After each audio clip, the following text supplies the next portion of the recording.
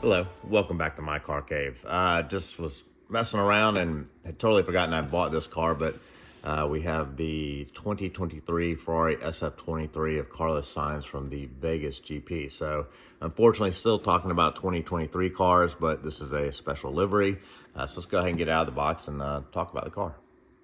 Okay, I've gotten the cover off, and BBRs just come in these typical styrofoam clamshells. Just wanted to show that to you in case you hadn't seen it.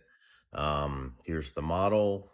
Looks pretty good just from this point, but I'll go ahead and take it off the base. This one, I just wanted to point out, these come with these kind of twisting plastic uh, helpers for unscrewing the model, which I think is kind of neat. You can still use a screwdriver, but it's just something different.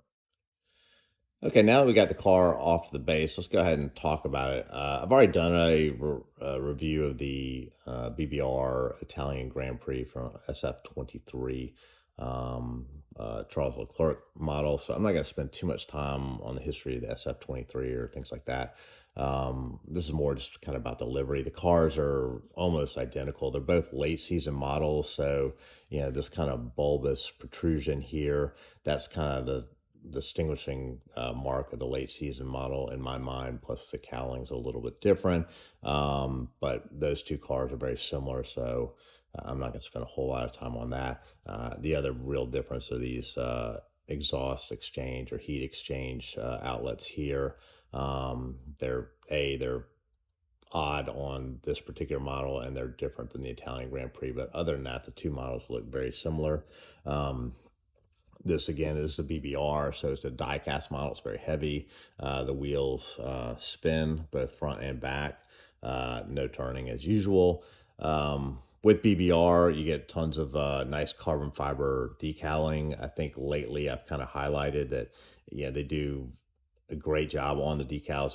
They're a bit muted or matte, which is probably kind of realistic. However, it's so dark that it's kind of hard to see the different weaves of carbon fiber that they're putting into their decals to the naked eye. You really have to get a magnifying glass to see it. I'll try to throw some photos up there. But as always, they do a great job with their decals. Lots of photo etch, all these little wind flips here. Those are all photo etched. There's a couple other stabilizers along the wing that are photo etched. There's a button on there, plus you got the seat belt. That's also done in photo etch. You got a tie back here, and then there's a black tie back there. So a decent amount of photo etch. Again, we all know modern F1 cars don't command a lot of photo etched parts in here. BBR does their rivets with this kind of black wash, which I really like. It's much more realistic these days. They're not those little silver rivets that we see on a lot of the GP replicas and older models. So I think they do a great job on that. So overall, BBR, typical BBR quality. I mean, it's a nice, again, heavyweight die-cast model. The paint's done well. The decals are fantastic.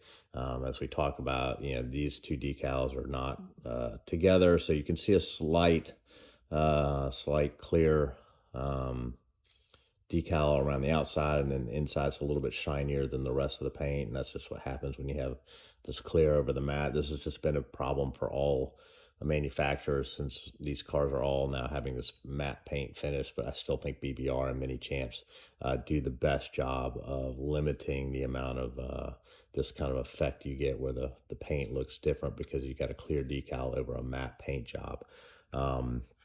So anyways, so for the Vegas Grand Prix, this is a return to Vegas. I think in the 80s was the last time they'd had a race in Vegas. It was in a parking lot at Caesar's Palace, and it was miserable.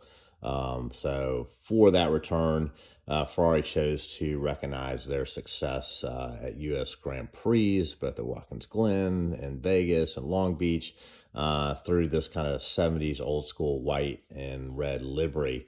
So I didn't really love it necessarily when I first saw it, but then, now that I see it in my diecast model, I think it looks pretty neat. I do like that the tire markings are white. That kind of goes with the livery, although yellow would have been nice as well. They ran this gold circle on the inside of the wheel shrouds for Vegas. Normally they would have been that kind of bright lime green color. Yeah, but notably, like they chose a livery that was kind of similar to, you know, say the car here behind me, which is the 75 championship winning, or yeah, 75 championship winning car from Niki Lauda. And it's just got these stripes, and then the way the lettering is done for the drivers is very similar to the way it was done on the Lauda cars of that era. So I think that's really, you know, pretty neat. Carlos Sainz had this nice special one-off helmet. It's kind of got this bright red, almost like Schumacher's helmet color. It's got the dice on it. It says Sainz on the side. And then over here it's got his number 55.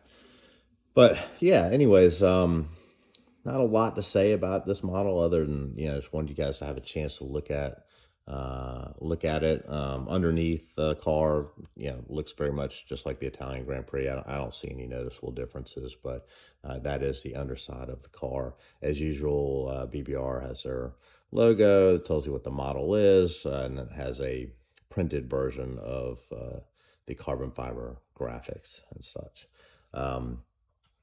But yeah, so that's the SF-23 Vegas edition, Vegas livery. I think it's pretty cool. Not sure. I think I'm gonna have to start a one-off livery collection, because I don't, as I've talked, I'm not crazy about putting this in my chronological collection.